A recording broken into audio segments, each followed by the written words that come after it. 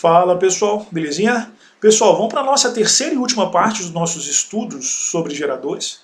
Nessa videoaula eu quero falar com vocês a respeito da associação de geradores e da lei de Ohm-Poulet, belezinha? Então vamos lá.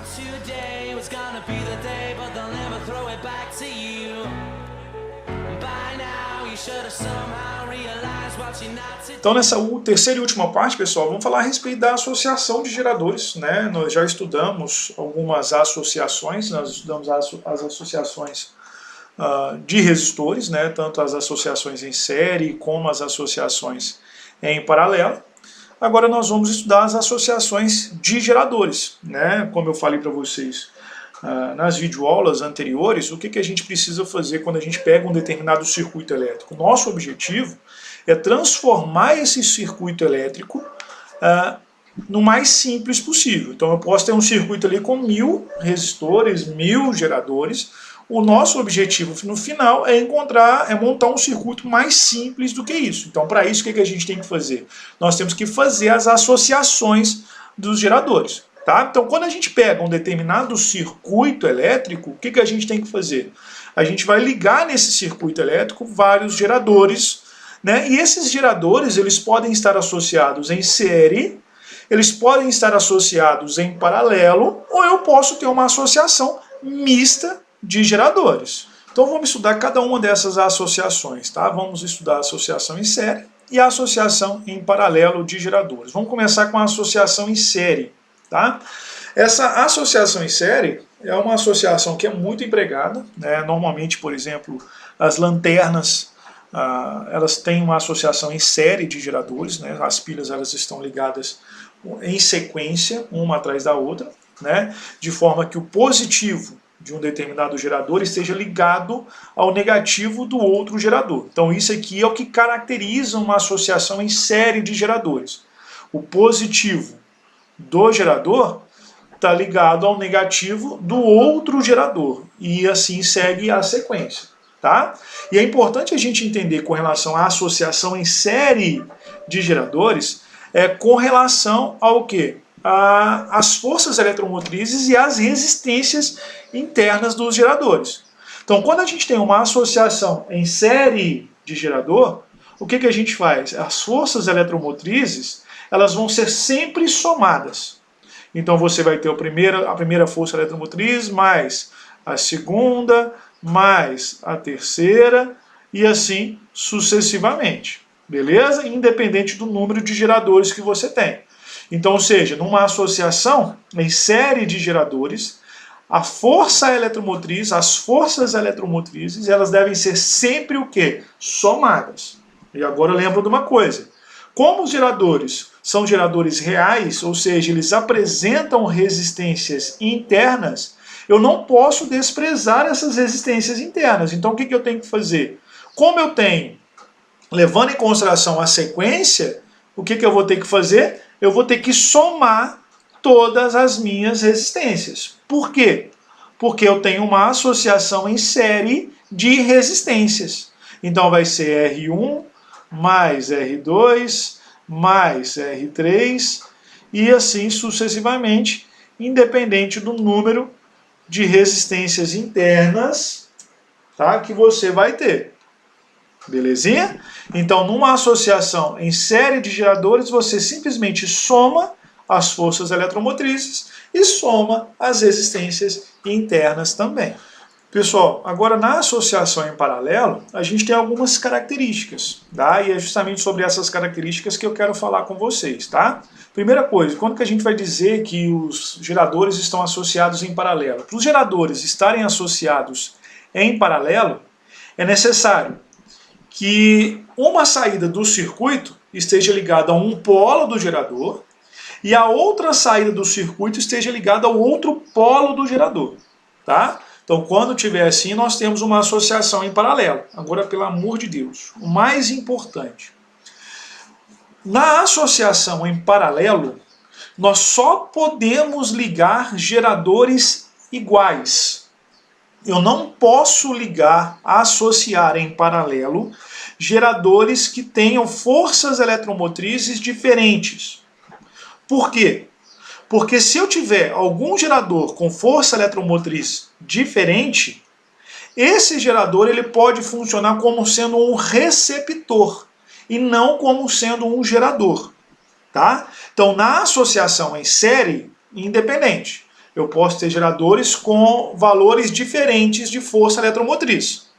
Mas no caso de uma associação em paralelo, eu só posso associar em paralelo geradores idênticos, geradores que possuam a mesma força eletromotriz. Se a força eletromotriz for diferente, eu posso fazer com que um desses geradores ou mais geradores, ao invés de funcionar como gerador, funcionem como receptores, tá? O que seria um problema muito sério no nosso circuito, beleza? Então, ou seja, se os meus geradores associados devem ter a mesma força eletromotriz, então a gente pode dizer o seguinte, que a força eletromotriz equivalente é igual à força eletromotriz de todos os geradores, ou seja, se todos os meus geradores tiverem uma força eletromotriz de 12 volts, a minha força eletromotriz equivalente também vai ser de quanto? De 12 volts. Ah, não, Deus, beleza, tranquilo. E o que eu faço com a resistência interna? A resistência interna já é outro porém, beleza? Como os meus geradores são geradores iguais, são geradores idênticos, a força, as resistências internas também serão iguais. Então a resistência equivalente em paralelo dessas resistências, ela vai ser igual, vai ser dividida pelo número de resistências que eu tiver. Então, ou seja, se eu tenho aqui 3 geradores idênticos, então vai ser o valor dessas resistências internas dividido por quanto? Por 3, belezinha? Então agora é só aplicar isso nos circuitos elétricos, e é o que a gente vai fazer a partir de agora, depois que a gente definir o que é lei de Ohm por lei, belezinha? Pessoal, dando continuidade aos nossos estudos aqui e para encerrar essa terceira parte dos nossos estudos sobre geradores, eu quero falar com vocês a respeito do circuito elétrico simples, para poder então definir com vocês a lei de Ohm por lei, que é algo muito importante, que é também chamada de primeira lei de Ohm generalizada. Já falei com vocês a respeito dos circuitos elétricos, tá? O circuito elétrico ele é simplesmente o caminho que vai ser percorrido pela corrente elétrica, tá? A corrente elétrica é dada pelo movimento ordenado de elétrons, e são esses elétrons que transportam a energia elétrica de um ponto a outro do circuito. Beleza? Então, para a gente ter um circuito elétrico, é necessário que eu tenha um gerador elétrico. Pelo menos um gerador eu tenho que ter num circuito elétrico, porque senão esse circuito elétrico não é um circuito elétrico funcional. Ele não vai funcionar. Beleza? Então, ou seja, se eu tiver um circuito elétrico que é composto de um único gerador e de um único resistor, ele é chamado de quê? De circuito elétrico simples. Beleza? E como eu já falei várias vezes anteriormente, todo circuito elétrico, por mais complexo que ele seja, nós temos que transformar esse circuito elétrico em um circuito elétrico simples. Como que a gente faz isso? Nós fazemos isso aplicando as regrinhas de associação de resistores e as regrinhas de associação de geradores, que é o que a gente acabou de estudar anteriormente. Então, estabelecido o circuito elétrico simples, criado esse circuito elétrico simples, o que a gente vai fazer? Nós vamos então determinar a quantidade de corrente elétrica que passa por esse circuito elétrico simples. Então, ou seja, aqui eu tenho um circuito elétrico simples, tá? Que é composto de um gerador e de um resistor, correto? A corrente elétrica ela sai do polo positivo do gerador, passa pelo resistor e volta no polo negativo do gerador. Então tem aqui a minha força eletromotriz, que corresponde à parcela de energia que é transformada no gerador, tem a resistência interna do gerador, tem a corrente elétrica que está passando pelo meu gerador e que, consequentemente, passa pela minha resistência externa. Então, automaticamente, eu tenho aqui um circuito elétrico que é bem simples, que é composto de um gerador e de um resistor. Então, o que a gente vai fazer agora? Nós vamos estabelecer a quantidade de corrente elétrica que está passando, tanto pelo gerador quanto pelo resistor. Para a gente fazer isso, o que a gente vai utilizar? nós vamos utilizar as equações que nós já conhecemos. Nós temos aqui a equação do gerador, né? Que eu vou levar em consideração esses dois pontos aqui, então, A e B, que é onde se encontra o meu gerador. Então eu posso dizer então que U de AB é igual ao quê? A minha força eletromotriz menos a minha resistência interna e a corrente elétrica. E eu vou levar em consideração também a diferença de potencial entre os pontos A e B, para onde está o meu resistor. Então, para isso, no resistor, eu vou levar em consideração a DDP que o gerador fornece ao circuito, ou seja, fornece a minha resistência elétrica R, que está entre os pontos A e B. Então, eu posso dizer que o U de AB ele vai ser igual ao valor da minha resistência R e a minha intensidade de corrente elétrica que passa no circuito. Belezinha? Agora veja bem, quando nós olhamos aqui, eu tenho o U de AB na equação do gerador e o U de AB na minha equação da minha resistência R. Eu posso igualar essas duas equações. Então o que eu posso dizer? Eu posso dizer que R vezes I é igual a E menos Rzinho vezes I. Certo? Beleza? O que eu vou fazer? Eu vou isolar o valor da minha força eletromotriz.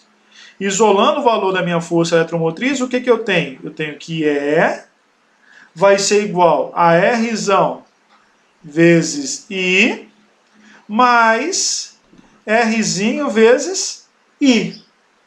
O que eu vou fazer? Vou colocar o meu I em evidência. Então vai ficar E é igual a I que multiplica Rzão mais Rzinho. Correto?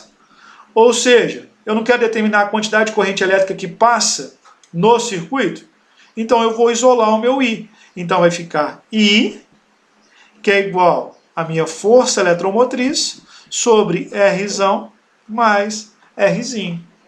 Essa equação que eu acabei de demonstrar para vocês é a famosa equação da lei de Ohm-Poulet, também chamada de primeira lei de Ohm generalizada, porque ela leva em consideração todos os elementos do circuito. Ela leva em consideração a quantidade de corrente elétrica, ela leva em consideração a força eletromotriz, ela leva em consideração a resistência interna e a resistência externa do circuito. E nós utilizamos essa equação, pessoal, para determinar, por exemplo, qual que é a quantidade de corrente elétrica que vai passar no circuito num todo, tá bom? Pessoal, e para a gente encerrar os nossos estudos de geradores, né, a gente pode falar a respeito de um circuito que contenha, por exemplo, gerador e resistores, né, associados em série, associados em paralelo. Né? Quando nós estudamos os circuitos elétricos, na maioria das vezes os circuitos elétricos eles apresentam mais de um resistor, mais de um gerador, tem circuitos que apresentam receptores, a gente vai falar sobre isso. O que faz com que esse circuito elétrico não seja considerado um circuito elétrico simples. Né? Então, qual é o nosso objetivo? Transformar esse circuito elétrico em um circuito elétrico simples e aplicar a lei de Ohm-Poulet para determinar, por exemplo, a quantidade de corrente elétrica que passa nesse circuito, a resistência equivalente externa desse circuito, força eletromotriz e resistência interna. Então, aqui, por exemplo, eu coloquei aqui um circuito elétrico, né? Que não é um circuito elétrico simples, é um circuito elétrico que contém um gerador e 6 resistores externos. Tá? Então isso aqui não é um circuito elétrico simples. O nosso objetivo é transformar esse circuito elétrico simples em um circuito elétrico não simples, desculpa, em um circuito elétrico simples, ou seja, um circuito que contenha um único gerador e um único resistor. Então, para isso, o que a gente tem que fazer? Nesse caso aqui, a gente tem que fazer essa associação de resistores aqui, então. Beleza? E é o que a gente vai fazer. A primeira coisa que eu vou fazer, vou dar como exemplo, eu vou colocar alguns valores nessas resistências aqui, tá bom? Pessoal, então eu coloquei aqui o valor das resistências, né? Para facilitar a nossa vida, eu coloquei cada uma dessas resistências como sendo de 2 ohms, né? Vou colocar essa força eletromotriz aqui como sendo de 100 volts e vou colocar essa resistência interna aqui como sendo de 4 ohms. Então o que a gente tem que fazer primeiro para a gente determinar a quantidade de corrente elétrica que está passando por esse circuito? Então a primeira coisa que eu vou fazer, eu vou determinar a minha resistência equivalente externa aqui. Então para isso o que eu vou fazer? Eu vou resolver essa associação de resistores aqui. Então eu tenho aqui os resistores de 6 e o resistor de 5, estão associados em série, é só somar. Esses dois resistores R3 e R4 também estão em série, então é só somar. E você vai ver que esses dois resistores com esses dois resistores, eles estão em paralelo. Então eu tenho aqui uma resistência equivalente em paralelo, que pode ser dada por 4 vezes 4 sobre 4 mais 4. Então eu tenho aqui uma resistência equivalente em paralelo, que vai ser igual a 16 dividido por 8. Então eu tenho aqui uma resistência equivalente em paralelo, que vai ser de 2 ohms. Certo? Então se eu quiser substituir esses 4 resistores por um resistor que tem o mesmo efeito, eu posso trocar esses 4 resistores por um resistor de 2 ohms. Esse resistor de 2 ohms ele vai ficar em série com o resistor R1 e R2. Então nós vamos ter uma resistência equivalente total, que vai ser a soma dessas 3 resistências. 2, que é esse resultado desses 4 resistores aqui, mais 2 mais 2. Então eu vou ter uma resistência equivalente total que vale quanto? 6 ohms. Então quer dizer que esse resistor aqui, ó, todos esses resistores aqui, equivale a um único resistor que vale quanto? 6 ohms. Então esse resistor aqui, ele vale 6 ohms. De acordo com o exemplo aqui, essa resistência interna ela vale 4 ohms e a minha força eletromotriz vale 100 volts. Então quanto que vale a quantidade de corrente elétrica que está passando no circuito?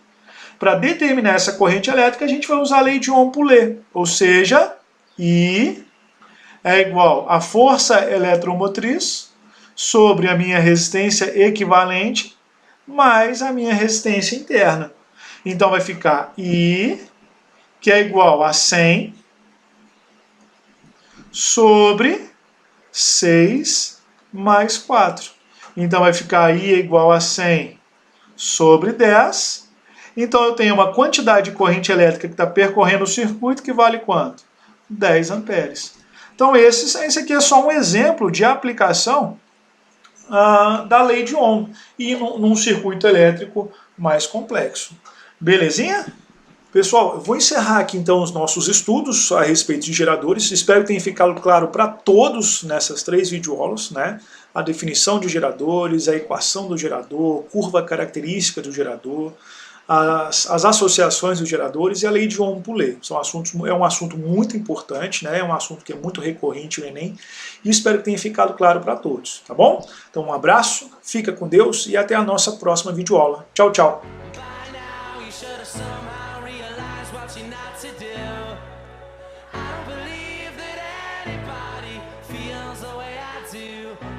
You now